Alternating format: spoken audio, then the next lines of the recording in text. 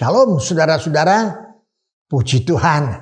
Dalam episode-episode yang lalu kita sudah bicara khusus tentang anak muda dan anak remaja, tentang mencari jodoh dan cara berpacaran. Sekarang kita alihkan kepada episode yang beda, tema yang berbeda.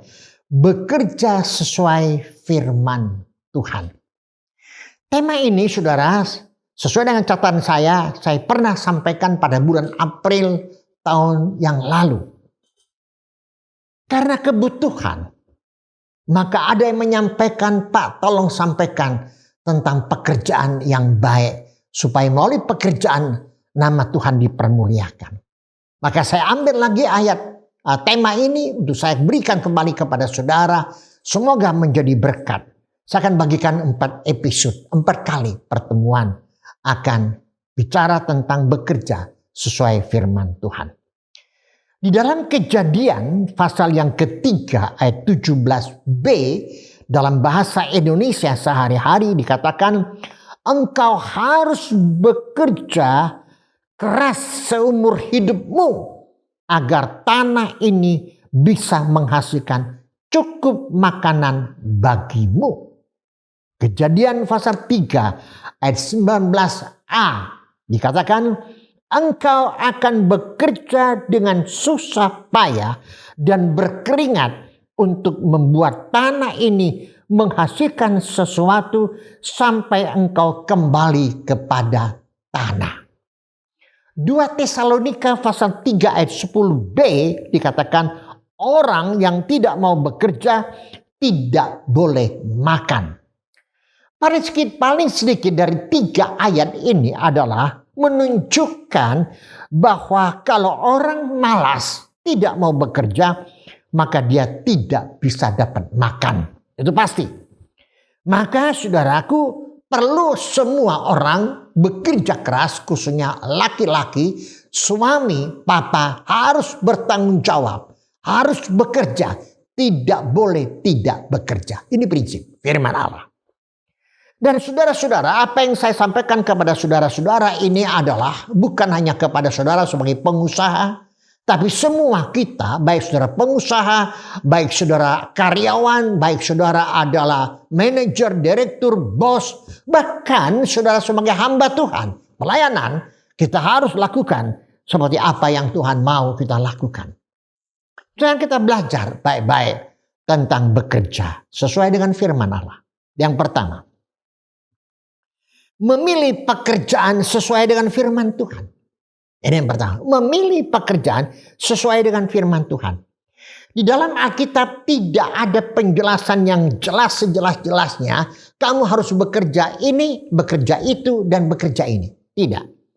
Tetapi saudara, dalam ayat-ayat Alkitab itu jelas menyampaikan bahwa kita harus bekerja dan meminta petunjuk dari Allah.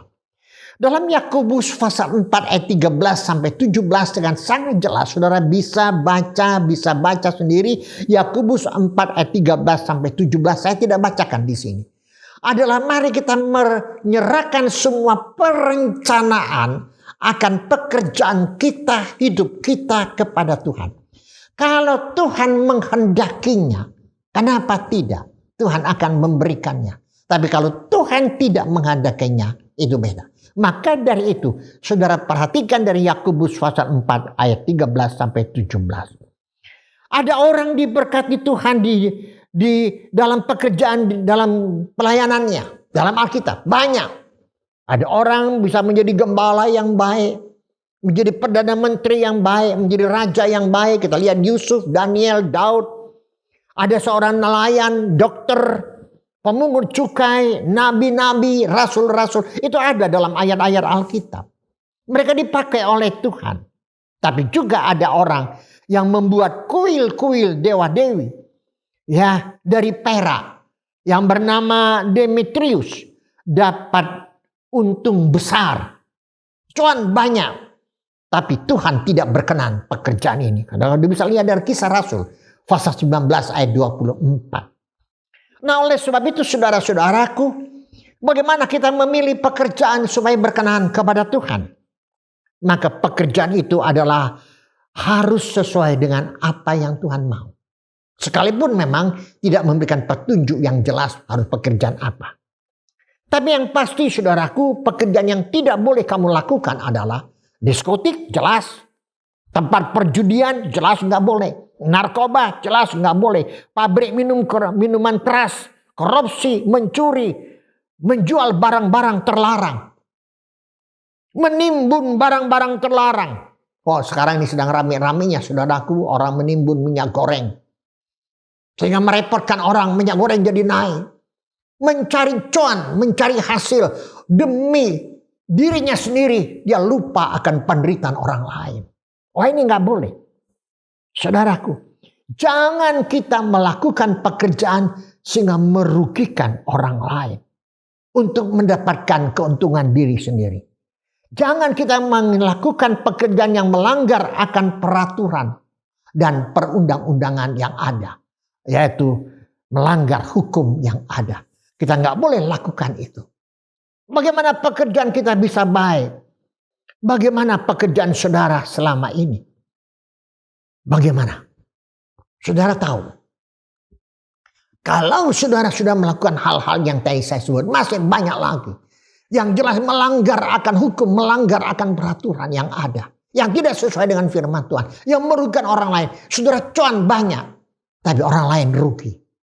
Saudara jangan kamu lakukan. Saudara sebagai karyawan pun demikian. Jangan kamu lakukan yang tidak boleh. Saya selalu katakan kepada orang-orang yang saya cintai.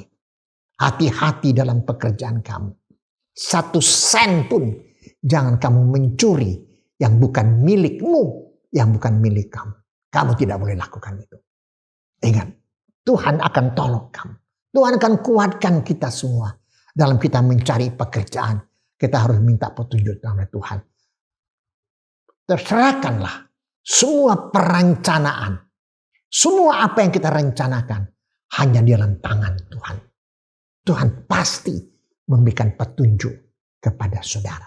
Kita akan lanjut belajar tentang bagaimana melakukan pekerjaan yang sesuai dengan firman Tuhan. Mari kita berdoa bersama-sama.